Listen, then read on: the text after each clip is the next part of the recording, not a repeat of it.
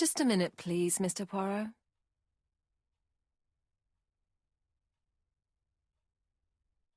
She appears to be very flustered.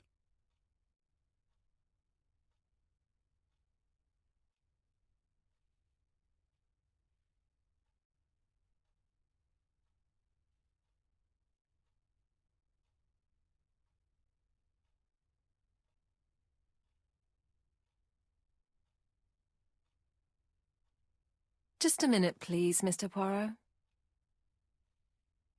She's unable to hide her emotion, and her makeup has been disturbed. I think that this young woman has just been kissed. Here? Teapot with black dragon, Gangxi period, end of the 17th century. It is a rare piece with unusual colours. You have a good knowledge of art history. Acquired while working with Sir Carmichael. I used to help him manage his collection and choose his new acquisitions.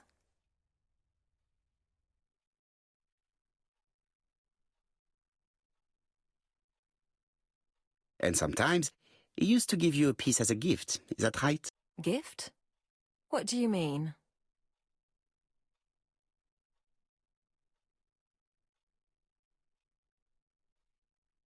I am referring to your medallion.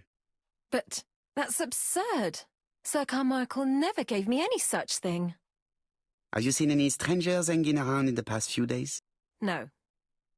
Nobody has been near Cumside.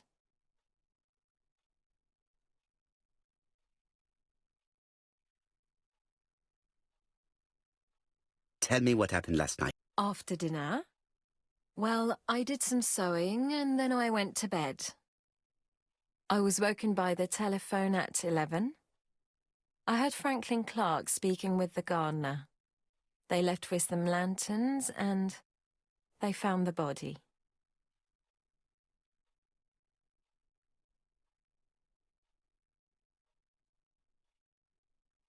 Am I right thinking that something is going on between you and Frank? How dare you ask me such a question?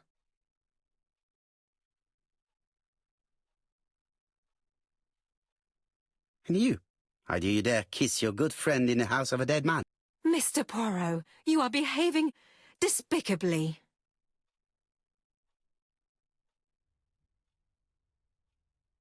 Miss Gray, if I may be so bold, please do not take offence. My friend has rather unusual methods, but all he wants is to find the murderer. Yes, I understand. I must rest. Please excuse me. Earlier, you asked me to watch the living room door for you. I don't wish to be indiscreet, but sometimes a gentleman stumbles upon a secret without intending to. That is sometimes the case. And I saw Franklin Clark kissing Miss Gray at the foot of the stairs. Do you think this is a common occurrence?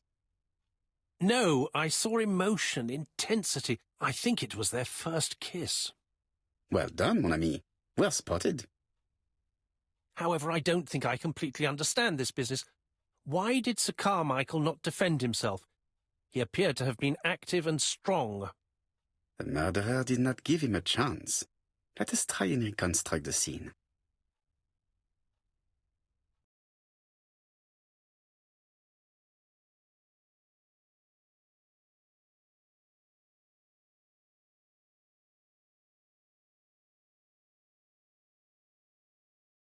Sir Clark is taking his customary walk. Our killer is hiding behind a bush.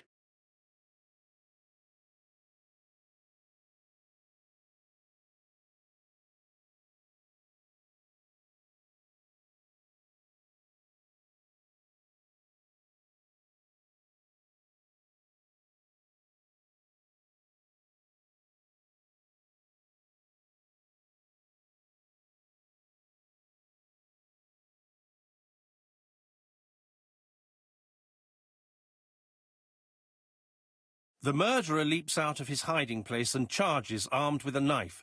The victim sees him and protects himself. No, Sir Clark was attacked by surprise. He could not see his assailant. Let us think again, mon cher.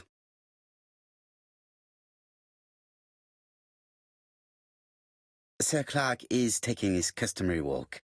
Our killer is hiding behind a bush. The old man walks quietly along the gravel path.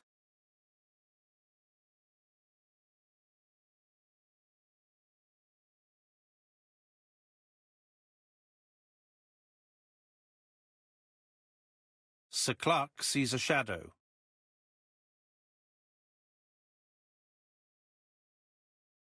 No, Sir Clark was attacked by surprise. He could not see his assailant. Let us think again, mon cher.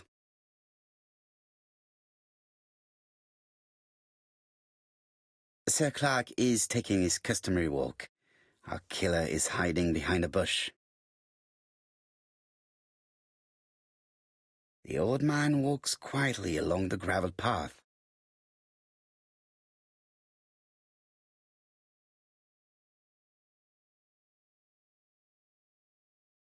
Then he turns towards the sea to gaze at it.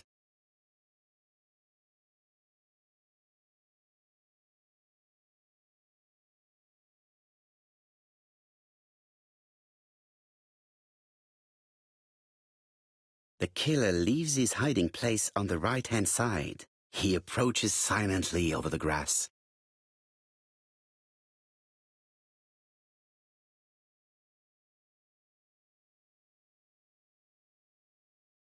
Then he throws himself on his prey and stabs the poor man in the back. No, the victim does not have a back wound. That is not what happened. Let us think again, mon cher.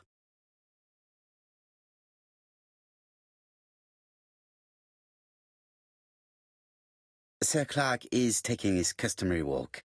Our killer is hiding behind a bush.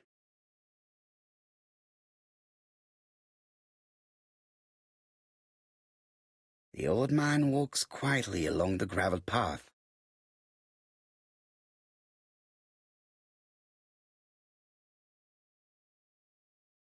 He then passes the bush and continues on his way to the house. No, Sir Clark used to gaze at the sea.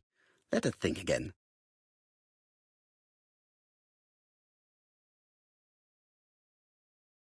Sir Clark is taking his customary walk.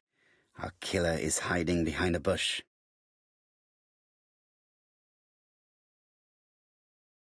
The old man walks quietly along the gravel path.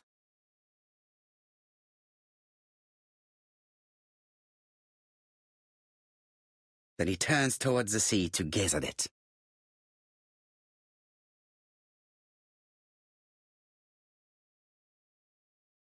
The killer leaves his hiding place on the right-hand side.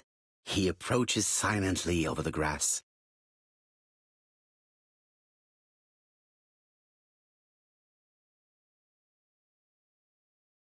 Then he throws himself on his prey and cuts the poor man's throat. He then lays down the ABC before leaving.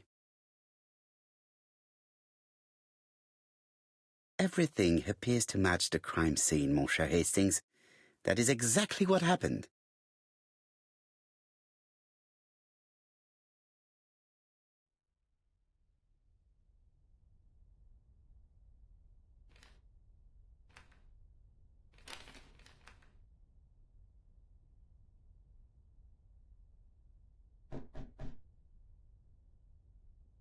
Oh, just a minute. I'm getting dressed.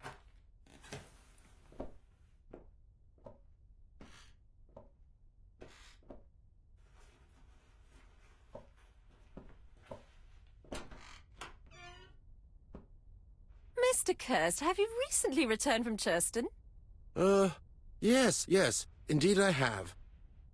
Have you seen the papers?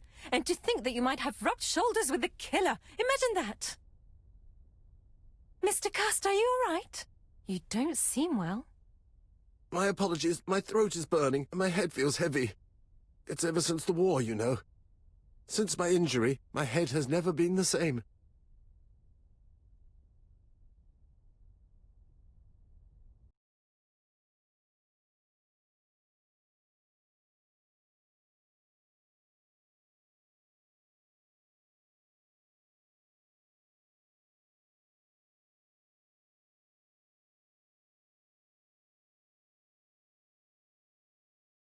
Poirot, it's a pleasure to be with you again after all these years. I looked for a gift to thank you, and I found this propelling pencil. An authentic collector's item. You spoil me, mon ami. And you more so by sharing investigations. Do not underestimate the help you are to me, Hastings. Intellect is not everything. There is also goodwill, and you are not short of that. Later, I will ask you to help me tidy up the room and bring some chairs. Our guest will be here soon. Ah, is Thora Grey coming? Naturally. She is a fascinating young woman, n'est-ce pas? Oh, come on, Poirot. I'm a married man. Miss Grey has already been courted by Franklin Clark. Poirot, our guests will be here soon. We must prepare ourselves.